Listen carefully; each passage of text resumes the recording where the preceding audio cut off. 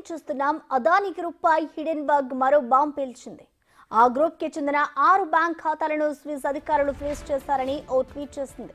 దీంతో ఆ బ్యాంక్ ఖాతాల్లో 310 మిలియన్ల అమెరికన్ డాలర్ల నిధులు స్తంభించిపోయాయని చెప్పుకొచ్చింది హిడెన్బర్గ్. అయితే ఇది ఇప్పుడు కొత్తగా జరిగింది కాదని 2021 నాటికే ఫ్రీజ్ అయిపోయాయని ట్విట్టర్లో తెలిపింది.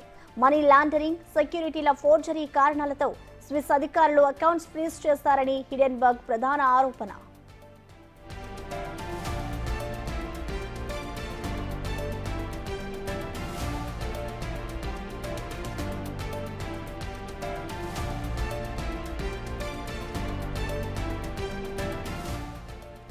గతేడాది నుంచి Hindenburg versus Gautam Adani war నడుస్తోంది.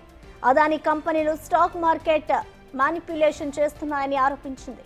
ఆ తర్వాత అదానీ సంస్థలు భారీగా పడిపోయాయి.